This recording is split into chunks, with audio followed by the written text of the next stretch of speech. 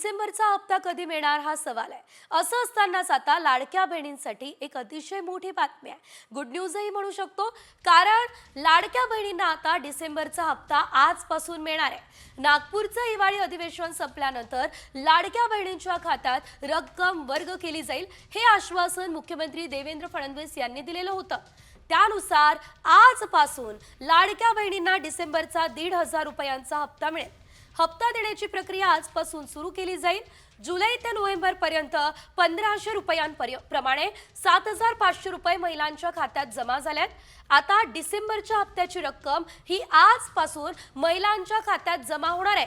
खरं तर ही good news सर्व लाडक्या बहिणींसाठी म्हणावी लागेल, कारण देवेंद्र फडणवीस यांनी जो शब्द दिला होता त्यानुसार आजपासून खात्यात पैसे जमा होते. लाडक्या बहिणींना डिसेंबरचा हप्ता आजपासून मिळणार आहे. ग्राफिक्सच्या माध्यमातून सविस्तर आपण बघतोय. लाडक्या बहिणींना 1,500 रुपयांचा हप्ता दिला जाणार आहे. डिसेंबरच्या हप्त्यासाठी 3,500 कोटी रुपयांची तरतूदही करण्यात आलेली आहे. जुलै ते नोव्हेंबर पर्यंत लाडक्या बहिणींच्या खात्यात 7,500 रुपये पाठवण्यात आले आहेत. आणि आता लाडक्या बहिणींना 2,100 रुपयांसाठी मात्र वाट बघावी लागणार आहे.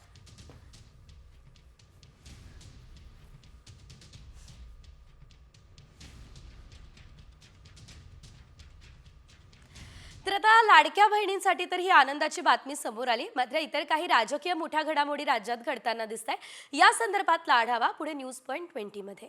खाते वाटपानंतर मंत्र्यांचे बंगले आणि दालन वाटपावरून सुद्धा धुसफूस सुरू झाली आहे. विश्वासात न घेता दालन याशिवाय बंगल्यांचं वाटप करण्यात आलं, त्यामुळे अनेक मंत्री नाराज आहेत.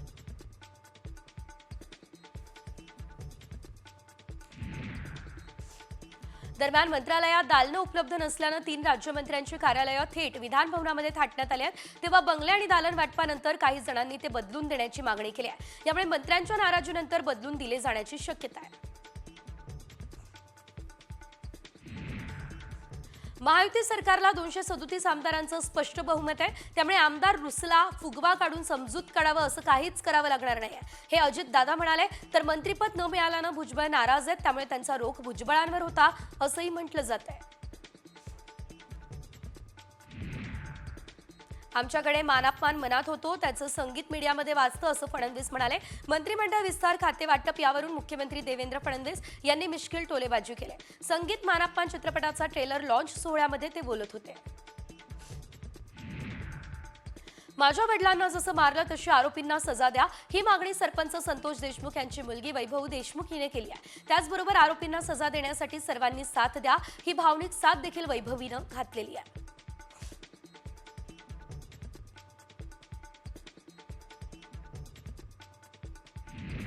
शिवसेना शिंदे गटाचे आमदार तानाजी सावंत यांच्या 2 पुतण्यांना अज्ञात व्यक्तीकडून धमकीची चिठ्ठी पाठवण्यात आली. तुमचाही संतोष देशमुख मस्साजोग केला जाईल, ही धमकी देण्यात आली. त्यामुळे धाराशिवमध्ये एकच खळबळ उडाली आहे. कांद्यावरील निर्यात शुल्क कमी करण्याची मागणी खासदार ओमराजे निंबाळकरांनी केली. केंद्रीय कृषी मंत्री शिवराज सिंह चौहान, वाणिज्य मंत्री पियुष गोयल यांच्याकडे पत्राद्वारे त्यांनी मागणी केली. सध्या कांदा पिकावर 20% निर्यात शुल्क आकारलं जात आहे. जालन्यात 17%च रेशन कार्ड धारकांचे ई-केवायसी पूर्ण झाले. ई-केवायसी साठी आता 31 डिसेंबरची शेवटची मुदत असेल. केवायसी करण्यासाठी 9 दिवस हे आता शिल्लक आहेत. त्यामुळे जिल्हा पुरवठा अधिकाऱ्यांचं हे म्हणणं समोर आलंय. मुंबईमध्ये वातावरण बदल आणि वायू प्रदूषणामुळे कमी व्यासाच्या धुलीकणांचं प्रमाण वाढलं. त्यामुळे कोरडा, खोकला, सर्दी आणि घशातील खवखवीने मुंबईकर हैराण आहेत. दरम्यान श्वसन विकार, मधुमेहाचा त्रास असलेल्यांनी विशेष काळजी घेण्याची गरज आहे असं तज्ज्ञांनी सांगितलं.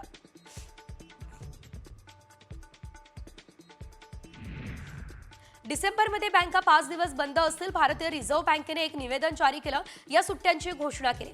24 डिसेंबर ते 29 डिसेंबर पर्यंत बँका बंद असतील. मात्र या सुट्ट्या सर्व राज्यांमध्ये समान नाही. काही राज्यांमध्ये यापैकी काही दिवस कामकाज होणार आहे. म्हाडाच्या अर्ज प्रक्रियेला सुरुवात, पुन्हा एकदा मुदतवाढ दिली आहे. अर्ज स्वीकृतीला 15 दिवसांची मुदतवाढ देण्याचा निर्णय मंडळानं घेतलाय. त्यामुळे इच्छुक 6 जानेवारीपर्यंत अर्ज भरू शकतील. आता ही सोडत 31 जानेवारीला काढण्यात येणार आहे. प्रधानमंत्री आवास योजनेतील यवतमाळ जिल्ह्यातील 14,500 लाभार्थ्यांच्या घरकुलाचा पहिला हप्ता हा चुकलेला आहे। त्यामुळे घरकुल निधीचा पैसा वळता झालेला असताना लाभार्थ्यांना पैसे मिळालेले नाहीये। यामुळे लाभार्थ्यांची मंजूर घरं अडचणीत सापडली आहेत।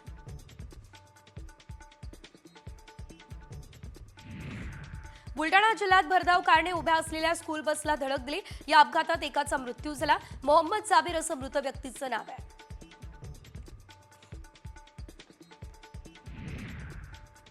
उल्हासनगर कॅम्प क्रमांक 4 मध्ये हिट अँड रनची घटना घडली। पारगाव स्विफ्ट डिझायर कारने 2-3 वाहनांना उडवलंय। अपघातात 9 जण जखमी झाले। जखमींना सध्या उल्हासनगरच्या मध्यवर्ती रुग्णालयामध्ये दाखल करण्यात आलंय। नाशिकच्या येवला तालुक्यातील बदापूर या ठिकाणी एका तरुणाचा ट्रॅक्टर खाली सापडून दुर्दैवी मृत्यू झालाय। हा तरुण 18 वर्षीय आहे। सार्थक बंडू देवळे असं याचं नाव आहे।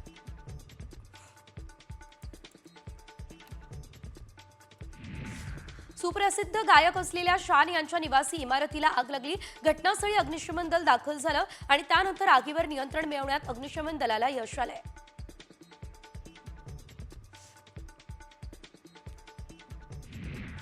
नागपूर मुंबई महामार्गावर द बर्निंग कारचा थरार बघायला मिळाला। जळगाव जिल्ह्यातील तरसोद फाट्याजवळची ही घटना आहे। चालकानं सावधानता बाळगली आणि प्रवाशांना वेळीच खाली उतरवलं, त्यामुळे मात्र मोठा अनर्थ टळलाय।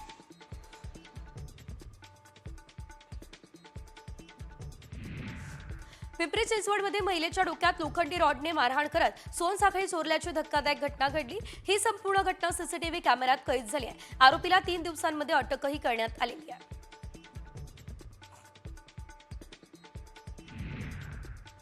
चोराने समोर येऊन बंदूक रोखून धरली तरी बँक कर्मचारी मात्र फोनवर निवांत बोलत होता। ही घणाघाती टीका समाजवादी पक्षाच्या अखिलेश यादव यांनी केली आहे। उत्तर प्रदेश आता गुन्हेगारांसाठी नंबर 1 झालाय। योगी सरकारच्या कायदा आणि सुव्यवस्थेवरून त्यांनी हा निशाणा साधलाय। अंबरनाथमध्ये ठाण्यापासून हाकेच्या अंतरावर एका चोरट्यानं रिक्षा चोरली आहे। अंबरनाथच्या बारकुपाडा परिसरातली ही घटना आहे। चोरीची ही संपूर्ण घटना सीसीटीव्ही कॅमेऱ्यात कैद झाली आहे। पुण्यात आजपासून आंतरराष्ट्रीय उड्डाणं नव्या टर्मिनल्सवरून होतील। केंद्रीय मंत्री मुरलीधर मोहोळ यांनी ही माहिती दिली। उड्डाणांसाठी आवश्यक असलेल्या तांत्रिक तयारीचा मोहोळ यांनी विमानतळाच्या विविध विभागाच्या अधिकाऱ्यांकडून आढावा घेतला। नाताळ सुट्ट्यांच्या पार्श्वभूमीवरती आता साई दर्शनासाठी भाविकांनी अलोट गर्दी केली। पुढील 8 ते 10 दिवस शिर्डीमध्ये भाविकांचा ओघ असाच सुरू असेल। प्रत्येक वर्षी नाताळ सुट्टी आणि नवीन वर्षाच्या निमित्तानं लाखो भाविक हे साई दर्शनासाठी हजेरी लावत असतात। संत तुकाराम महाराज यांच्या पादुका आता देहू येथून संगमनेर येथील बोटा या गावी हेलिकॉप्टरनं नेण्यात आल्या।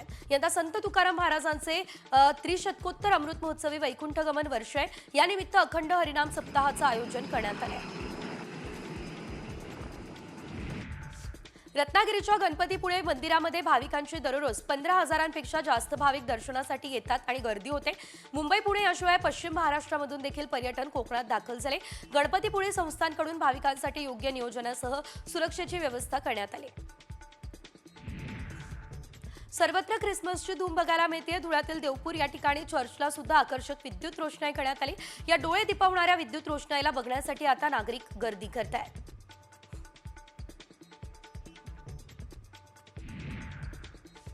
ख्रिसमस निमित्त मनमाडच्या ब्रिटिशकालीन चर्चला विद्युत रोषणाई झाली आहे। संत बार्नबा चर्च व्यतिरिक्त अन्य चर्च विद्युत रोषणाईनं उजळून निघाल्यात।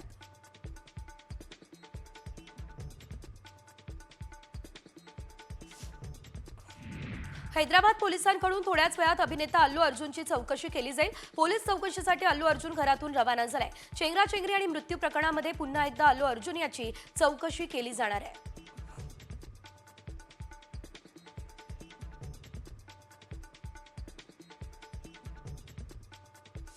वरुण धवन यानं सध्याची आपण ही दृश्य पाहतोय। चौकशीसाठी अल्लू अर्जुन हा पोलीस स्थानकामध्ये दाखल झाला असल्याचं आपण पाहतोय। कोर्टात आता पोलीस स्टेशनमध्ये यावेळेस आपण बघतोय अल्लू अर्जुन हा दाखल झालेला आहे। अल्लू अर्जुन यांना पुन्हा अटक होणार का हा सवाल या ठिकाणी उपस्थित करण्यात आलेला आहे। याआधी आपण बघितलेलं होतं तेलंगणाचे जे मुख्यमंत्री आहेत त्यांनी स्वतः सुद्धा अल्लू अर्जुन याच्यावरती गंभीर असे आरोप केलेले होते आणि अल्लू अर्जुन यानं स्वतः ज्या वेळेस चेंगराचेंगरी झाली त्यानंतर आता पिक्चर जो आहे तो हिट होणार अशा प्रकारचं स्टेटमेंट दिलं, अशा प्रकारचं विधान केलं असा आरोप अल्लू अर्जुन यांच्यावरती लावलेला आहे। त्यामुळे त्यानंतर अल्लू अर्जुन याने लगेचच अशा प्रकारे असंवेदनशील विधान मी करू शकत नाही ही प्रतिक्रिया सुद्धा दिलेली होती। आणि आता जर आपण बघितलं तर पुन्हा एकदा अल्लू अर्जुन याची चौकशी केली जाणार आहे।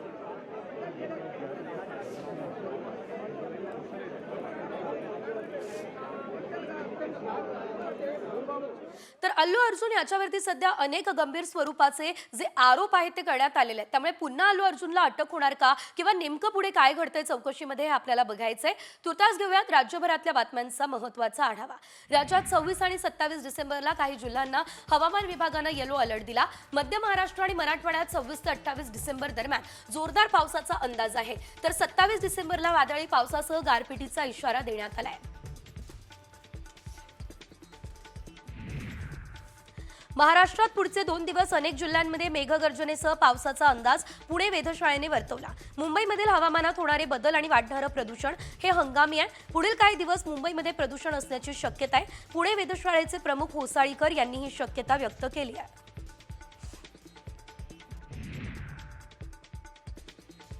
मनालीमध्ये बर्फवृष्टीमुळे अटल बोगदा ठप्प झाला। तब्बल 1000 पेक्षा जास्त गाड्या अटल टनेलमध्ये अडकल्या। हिमाचल प्रदेशमध्ये प्रचंड बर्फवृष्टी होती आहे। त्यामुळे राज्यातील 30 आणि 2 राष्ट्रीय महामार्ग बंद करण्यात आले।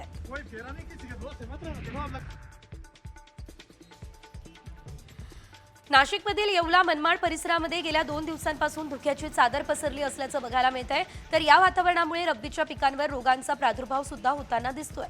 तर यामुळे शेतकऱ्यांमध्ये चिंतेचं वातावरण आहे।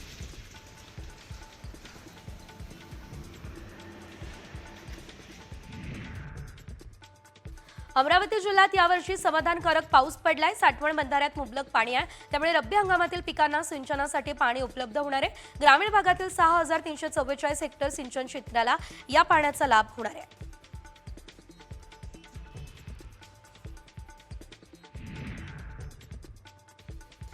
सीसीआयने आता यवतमाळ जिल्ह्यात तब्बल 3 लाख क्विंटल कापसाची खरेदी केली। गेल्या काही महिन्यांपासून कापसाचे दर कमी झालेत। त्यामुळे शेतकरी सध्या हमीभाव केंद्रावर कापूस विक्रीसाठी आणतोय।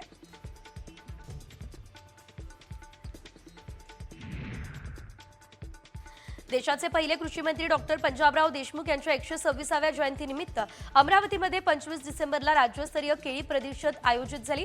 शिवाजी कृषी महाविद्यालयामध्ये या केळी परिषदेचं आयोजन करण्यात आलं।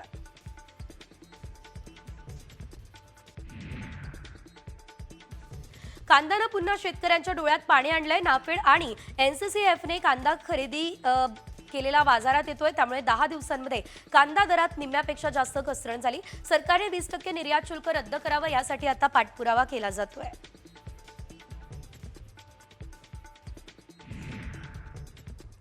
जालना जिल्ह्यातल्या सीसीआयच्या 8 केंद्रांवर जवळपास 2.5 लाख क्विंटल कापसाची खरेदी करण्यात आली आहे। भाववाढीच्या अपेक्षेने अनेक शेतकऱ्यांनी अद्यापही कापूस विक्रीसाठी आणलेला नाही। त्यामुळे लाखो क्विंटल कापूस अजूनही शेतकऱ्यांनी घरातच साठवून ठेवलेला आहे।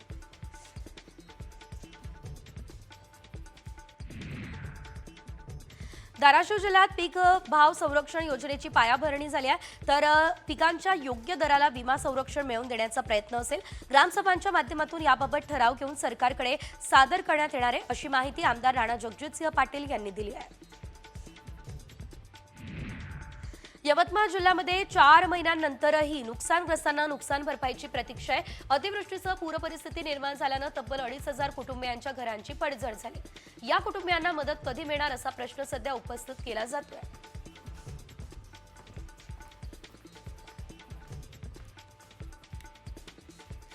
आणि या क्षणाची एक मोठी बातमी आहे, कारण शिवस्मारकासाठी राष्ट्रवादी काँग्रेस आक्रमक झाले आहे। मुंबईमध्ये त्यांनी आंदोलन केलंय। अखेर मुंबई पोलिसांनी आंदोलकांना ताब्यातही घेतलंय। मात्र ज्या गाडीतून आंदोलकांना घेऊन जात होते ती गाडीच बंद पडली आहे। अखेर आंदोलकांनी या गाडीला धक्का मारलाय। या संदर्भात अधिकचे अपडेट आमचे प्रतिनिधी सुनील काळे यांच्याकडून घेऊयात। सुनील, नेमकं काय घडलेलं आहे? या सर्व आंदोलकांना नेलं जात होतं आणि गाडी बंद पडली आहे।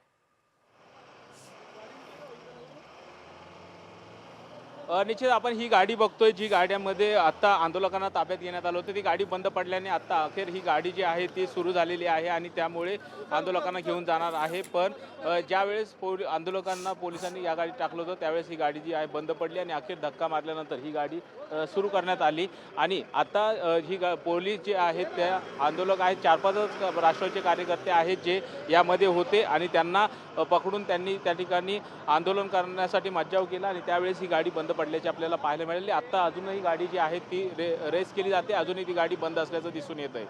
निश्चितच धन्यवाद सुनील दिलेल्या सर्व सविस्तर अपडेटसाठी. एकंदरीत जर आपण बघितलं शिवस्मारकासाठी राष्ट्रवादी काँग्रेस आक्रमक झालेली आहे आणि या सर्व आंदोलकांना ताब्यात पोलिसांनी घेतलं आणि थेट पोलिसांचीच ही गाडी खरं तर बंद पडली आणि त्यानंतर आंदोलकांनीच या गाडीला धक्का मारलेला आहे. अतिशय धक्कादायक खरं तरी बातमी आपण म्हणू शकतो, कारण शिवस्मारकासाठी हे सर्व आक्रमक झालेले आंदोलक होते जे पोलिसांच्या ताब्यात होते.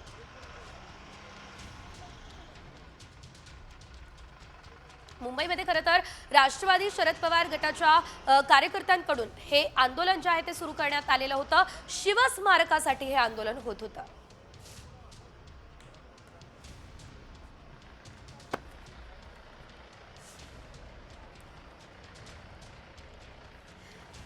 आणि ही दृश्य आपण पाहतोय कशा प्रकारे आंदोलकांनीच खरं तर या गाडीला धक्का मारलेला आहे आणि त्यानंतर आता ही गाडी मात्र सुरू झाली असल्याचं वृत्त आहे.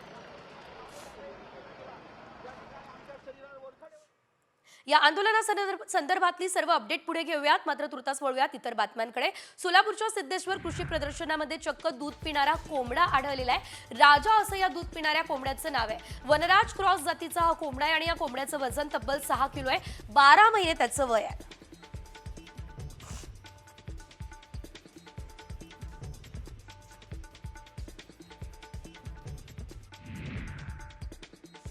पुण्याच्या ग्रामीण भागात हाडं गोठवणाऱ्या थंडीने मेंढरांसह पाळीव जनावरांना नाहक त्रास होतोय. थंडीच्या हुडहुडीमध्ये मेंढरांना मृत्यूला सामोरं जावं लागतंय.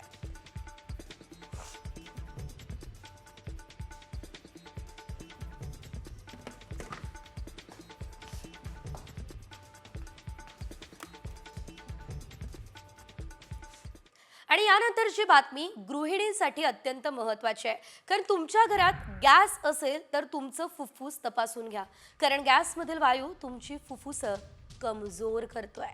आणि हे आम्ही म्हणत नाही आहे, तर यासाठी पडताळणी करण्यात आलेली आहे. आमच्या पडताळणीमध्ये नेमकं काय समोर आलं यासाठी पहा व्हायरल सत्यचा हा खास रिपोर्ट.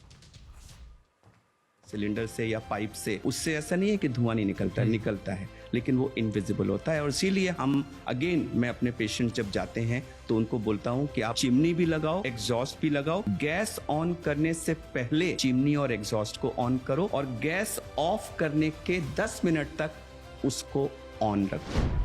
तुम्ही गॅस वापरता का? घरातील गॅस तुम्हाला आजारी पाडतोय? गॅस मधला धूर तुम्हाला दिसत नसला तरी त्याचा धोका घरातील सगळ्यांनाच असल्याचा दावा करण्यात आलाय. हे आम्ही का म्हणतोय त्यासाठी हा व्हिडिओ पुन्हा एकदा पहा. तो हमारे घर में जो गैस आती है सिलेंडर से या पाइप से, उससे ऐसा नहीं है कि धुआं नहीं निकलता है, लेकिन वो इनविजिबल होता है. गॅसमुळे गृहिणींना फुफ्फुसाचे आजार.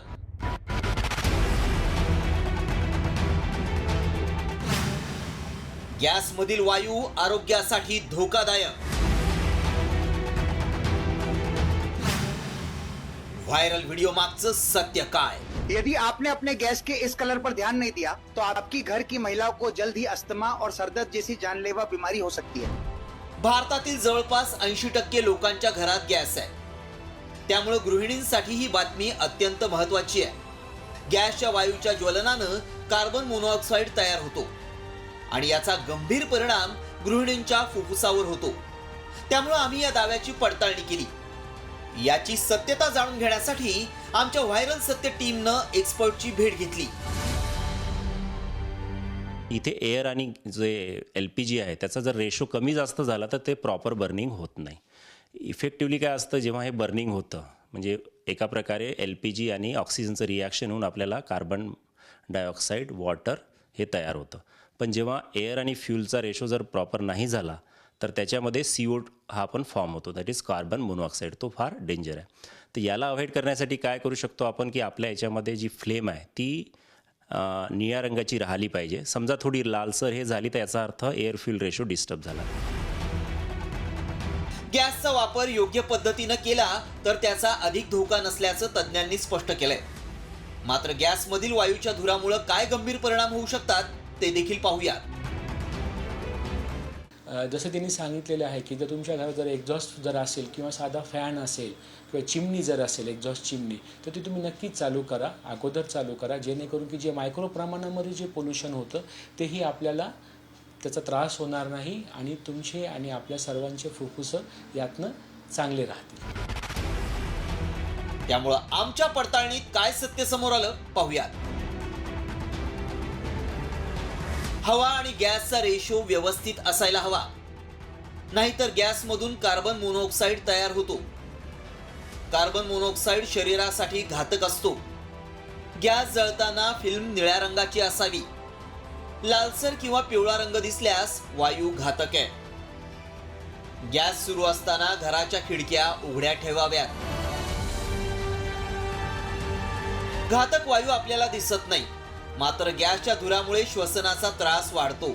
त्यामुळे गॅस सुरू करायच्या आधी आणि नंतर 10 मिनिटं एक्झॉस्ट फॅन लावावा. गॅस सुरू असताना घराच्या खिडक्या उघड्या ठेवा. आमच्या पडताळणीत गॅसमुळे गृहिणींना फुफ्फुसाचे आजार वाढत असल्याचा दावा सत्य ठरलाय. रिपोर्ट साम टीव्ही न्यूज.